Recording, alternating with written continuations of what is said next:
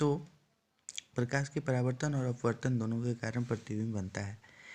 तो हम यहाँ पे जानेंगे कि प्रतिबिंब किसे कहते हैं। तो पहले के क्लास में हम लोगों ने जाना था कि किसी वस्तु के हूबहू बिंब को क्या कहते हैं, प्रतिबिंब कहते हैं। तो अब हम इसमें क्लास 10 में थोड़ा विस्तार से जानेंगे। तो यहाँ पे प्रतिबिंब का परिभाषा के अनुसार क्या दिया हुआ है कि जब हम किसी वस्तु को दर्पण के सामने रखते हैं, मान लीजिए ये एक दर्पण है, इस दर्पण के सामने यह एक वस्तु रखी हुई है ना। तो इस वस्तु से निकलने वाली प्रकाश, इस वस्तु पर कोई भी प्रकाश पड़ेगी, जैसे सनलाइट या अदर रूम का कोई बल्ब का लाइट इस वस्तु पर पड़ेगा। वस्तु पर पड़ने के बाद यह प्रकाश क्या होगा, इस वस्तु से निकलने वाली प्रकाश ये दर्पण पर जाएगी और दर्पण से वह प्रकाश लौटकर जब हमारे आँखों तक पड़ेगी, मान लीजिए ये कोई मनुष्य का आँख है, ये हमारे आँख तक पड़ेगी, तब यह वस्तु जो है हमें दर्पण में दिखाई देगा। इस वस्तु की हूबहू बिंब हमें दर्पण में दिखाई देगा। तो वही परिभाषा के अनुसार हम देखते हैं, जब हम किसी वस्तु को दर्पण के सामने रखते हैं तो वस्तु से चलने वाली प्रकाश किरणें दर्पण से परावर्तित होकर हमारी आँखों पर पड़ती है, जिससे हमें वस्तु की आकृति दिखाई देती है। इस आकृति को प्रतिबिंब कहते हैं। तो को दर्पण के सामने रखते हैं तो वस्तु से चलने वाली प्रकाश की किरणें दर्पण से परावर्तित होकर हमारे आँखों पर पड़ती है, जिससे हमें वस्तु की आकृति दिखाई देती है। इस आकृति को प्रतिबिंब कहते हैं। तो अब हम लोग जानते हैं कि प्रतिबिंब कितने टाइप के होते हैं। तो प्रतिबिंब दो प्रकार के होते हैं। प्रतिबिंब कितने प्रकार के होते हैं? दो प्रकार के। पहला है प्रतिबिंब का पहला प्रकार है वास्तविक प्रतिबिंब, है ना। इसके विषय में हम पहले जान चुके हैं कि जिस प्रतिबिंब को पर्दे पर उतारा जा सकता है उसे वास्तविक प्रतिबिंब कहते हैं, और जिस प्रतिबिंब को पर्दे पर नहीं उतारा जा सकता है उसे काल्पनिक प्रतिबिंब कहते हैं। तो प्रतिबिंब का दो टाइप है, एक वास्तविक प्रतिबिंब और एक काल्पनिक प्रतिबिंब। काल्पनिक प्रतिबिंब को हम आभासी प्रतिबिंब भी कहते हैं। तो वास्तविक प्रतिबिंब के विषय में दिया हुआ है। वास्तविक प्रतिबिंब कैसे बनता है ना, इसके विषय में हम विस्तार से जानते हैं। जब वस्तु से निकलने वाली किरणें दर्पण से परावर्तन के बाद वास्तव में किसी बिंदु पर मिलती है तो उस बिंदु पर जो प्रतिबिंब बनते हैं उसे वास्तविक प्रतिबिंब कहते हैं। इसे पर्दे पर उतारा जा सकता है। तो अगर हमें क्लास 10th में वास्तविक प्रतिबिंब का परिभाषा लिखने के लिए आएगा तो हमको यही लिखना होगा कि जब वस्तु से निकलने वाली प्रकाश की किरणें, ठीक है, दर्पण से परावर्तन के बाद वास्तव में किसी बिंदु पर मिलती है तो उस बिंदु पर जो प्रतिबिंब बनते हैं उसे वास्तविक प्रतिबिंब कहते हैं। इसे पर्दे पर उतारा जा सकता है। इसे हम चित्र में भी देखेंगे। मान लीजिए ये एक वस्तु है और ये अवतल दर्पण है। कौन सा दर्पण है? ये अवतल दर्पण है।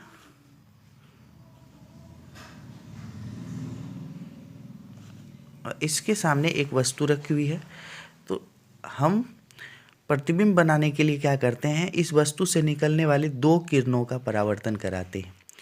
इस वस्तु से निकलने वाली दो किरणें, एक किरणें जो कि यहाँ हम देख रहे हैं, एक किरण जो कि इस वस्तु से निकलकर मुख्य अक्ष के समांतर इस दर्पण पर पड़ती है। मुख्य अक्ष के समांतर दर्पण पर पड़ती है। यह परावर्तित होने के बाद इधर से लौट जाती है। और एक किरण और लेते हैं जो वक्रता केंद्र की दिशा से पड़ती है। तो वक्रता केंद्र से दिशा से पड़ने वाली किरण के बारे में हम लोगों ने पढ़ा कि वह उसी पथ पर वापस लौट जाती है। तो इस वस्तु से आने वाली दो किरणों का परावर्तन कराया। तो यह किरण परावर्तित होने के बाद ऐसे लौटी है और यह इसी पथ पर लौटी है। तो दोनों परावर्तित किरणें यहाँ पर मिल रही है। यहाँ पर वास्तव में परावर्तित होने के बाद किरणें क्या हो रही है, मिल रही है। तो इसीलिए यह कैसा प्रतिबिंब है, वास्तविक प्रतिबिंब है। और मुख्य अक्ष के नीचे बना है, यह मुख्य अक्ष के नीचे, वास्तविक प्रतिबिंब हमेशा मुख्य अक्ष के नीचे बनता है और यह वस्तु की अपेक्षा उल्टा बनता है। वस्तु की अपेक्षा कैसा बनता है, उल्टा बनता है ना। और यहाँ हम देख सकते हैं कि इसमें किरणें क्या है, वास्तविक में मिली है, इसीलिए यह वास्तविक प्रतिबिंब कहलाता है। तो इस प्रकार से इसे हम वास्तविक प्रतिबिंब कहेंगे। अब हम आगे प्रतिबिंब का दूसरा प्रकार के बारे में देखते हैं, जिसे कि हम लोग आभासी प्रतिबिंब कहते हैं। कौन सा प्रतिबिंब कहते हैं, आभासी प्रतिबिंब या काल्पनिक प्रतिबिंब। जब वस्तु से निकलने वाली किरणें दर्पण से परावर्तन के बाद वास्तव में किसी बिंदु पर नहीं मिलती है, मिलती प्रतीत होती है। अर्थात दर्पण से परावर्तन के बाद किसी बिंदु पर मिलती नहीं है, बल्कि मिलती प्रतीत होती है, तो उसे हम आभासी प्रतिबिंब कहते हैं, है ना। आभासी प्रतिबिंब कहते हैं और इसे पर्दे पर नहीं उतारा जा सकता है, इसे पर्दे पर नहीं उतारा जा सकता, ठीक है, इसे पर्दे पर नहीं उतारा जा सकता। अब देखते हैं आभासी प्रतिबिंब किस प्रकार से बनता है। आभासी प्रतिबिंब के लिए हम उत्तल दर्पण लेते हैं। ऐसे अवतल दर्पण दोनों तरह का प्रतिबिंब बना सकता है, वास्तविक भी और आभासी भी, ठीक है। इसके बारे में हम आगे पढ़ेंगे, लेकिन ये उत्तल दर्पण एक ऐसा दर्पण है जो हमेशा कैसा प्रतिबिंब बनाता है, ये हमेशा आभासी या काल्पनिक प्रतिबिंब ही बनाता है। तो हम लोग देखते हैं कि कैसे प्रतिबिंब बनते हैं। यह उत्तल दर्पण के सामने एक वस्तु रखी है, इससे आने वाली एक किरण लेते हैं जो मुख्य अक्ष के समांतर दर्पण पर पड़ती है। मान लीजिए यह मुख्य अक्ष है और इस मुख्य अक्ष के समांतर यह किरण पड़ रही है। तो यह किरण परावर्तित होने के बाद मुख्य फोकस से आती प्रतीत होती है और एक किरण लेते हैं जो कि ध्रुव की दिशा से आपतित होती है, तो यह मुख्य अक्ष को अभिलंब बनाते हुए लौट जाती है। तो ये दोनों किरणें, एक किरण इधर लौट रही है और एक किरण इधर लौट रही है, तो इधर तो ये कहीं आपस में नहीं मिलेंगी। तो इसीलिए हम कल्पना करते हैं कि इन किरणों को अगर आगे बढ़ाया जाए इस तरह से इधर, तो यह यहाँ पर मिलती प्रतीत होती है, वास्तव में इधर नहीं मिल रही है, वास्तव में मिल नहीं रही है, यह इधर मिलती प्रतीत होती है। ऐसा कल्पना करते हैं कि अगर इस किरणों को ऐसे बढ़ाया जाएगा तो यहाँ पर यह मिलती प्रतीत होगी। तो इसीलिए यह कैसा प्रतिबिंब बनेगा, यह काल्पनिक प्रतिबिंब बनेगा।